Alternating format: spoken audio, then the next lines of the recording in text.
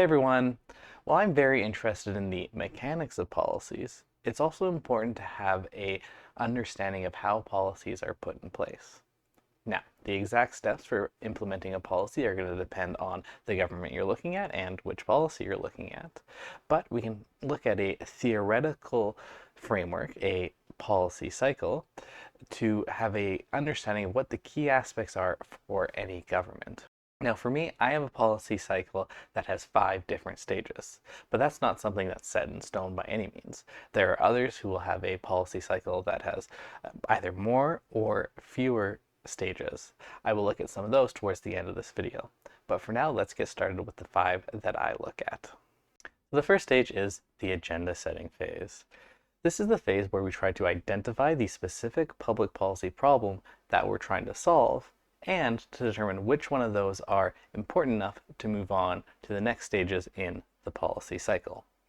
This is largely going to be a political process, thinking about, issues such as, is the problem at the US southern border a problem? Is the healthcare system adequate? Or is the military budget too low?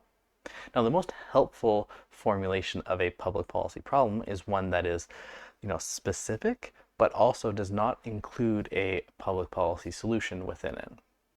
An example of that would be the issue of a military budget that is too small. Well, the only policy solution to that is to increase the military budget. A more interesting question could be one that it asks, is the country vulnerable to an attack, and how can we reduce that vulnerability? So that could include, yes, increasing the military budget, but it could include, border security measures. It could include diplomacy with foreign actors. So that is a question that allows for a number of different policy solutions. As I mentioned, this is largely a political process, and so what a problem is for, one government may not be a problem for another government. Once we have that policy problem defined, we can then move on to the next stage in the policy cycle, which is the policy formulation stage. This formulation stage is really about coming up with a list of solutions to the problem. And really, we can think about 3 different important questions during this stage. The first is, what policy options will solve the problem? So this is about looking at all the different policy tools, all different combinations of policy tools to come up with a list of options that will actually solve the problem. The second question we should ask is, what are the unintended effects of this policy? And these could be positive or negative. Would this policy actually help solve another policy problem that we have? Or is it going to create additional policy issues? We could also think about, okay, what are the costs in terms of money or other resources of implementing this policy? And so that's the second question. What are the unintended effects? The third question is about, how can we shorten this list? How can we come up with a short list of policies to provide to the decision maker? As a policy nerd, I love having, an infinite list of policies, but decision makers, need a clear list of options that they can actually choose from. How you shorten this list is going to depend on what the priorities are of the decision makers.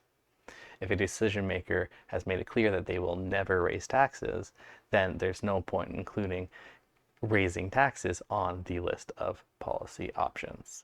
Now we can move to the third policy stage, which is actually the decision itself. Who and how the decision is made is going to depend on, what the policy question is, what government you're looking at. But ultimately, this stage is about the decision maker making a decision on a policy from the shortlist provided from the policy formulation stage. Now, at the end of the day, there is always one final policy option, which is the option to do nothing. Sometimes the unintended effects of all the policy options will be worse than the policy problem itself, and so the best option is to actually do nothing. But again, who and how that decision is getting made is going to depend on the government and the decision and the political environment in which the decision is being made. With that, we can move on to the fourth policy stage, which is actually the policy implementation stage. Now, it's important to note that often the one making decision is not the one who will actually be implementing the policy. At a very high level, we can think about how the legislative branch of government makes policy decisions, but then it's the executive branch that ultimately implements those policy, hence the word executive. But we can also think about how some aspects of the policy implementation could limit the effectiveness of the policy decision. The first one is the technicalities of policy implementation.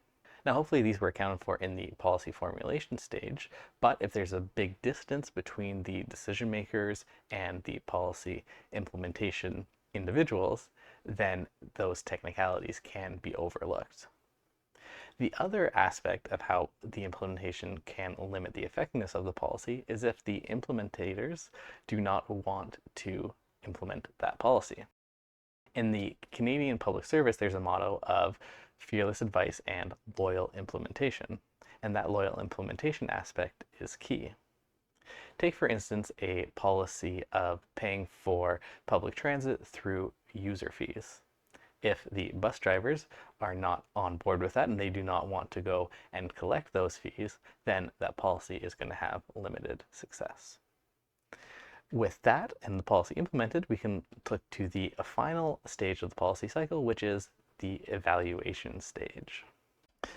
This is a vital stage that is often forgotten about in discussions around public policy. As the name suggests, this is about looking at what the actual effects of the policy were.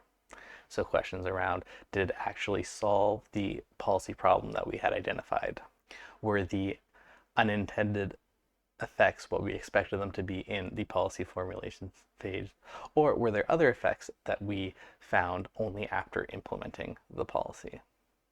A successful policy evaluation is going to look at why the policy was successful or not, how it can be improved in the future to reduce some of the negative unintended effects, and look at some lessons learned that we can take back to future iterations in the policy formulation or policy implementation stages. This stage is also why we call it a policy cycle, because ultimately some of these findings are going to lead to new policy problems being identified and ultimately jump into that agenda setting phase in the future. For instance, if the evaluation is that the policy was absolutely terrible, did not solve the problem, had a lot of unintended effects, the new policy problem could be, how can we get rid of this policy? Really, this policy cycle is a great scam that keeps policy folks employed forever. And so that's my version of the policy cycle, but as I mentioned off the top, different people are going to include different things within their policy cycle. So for instance, some will include policy termination as its own stage within the policy cycle, where others will look at some more in-depth stages such as negotiations, enforcement, monitoring.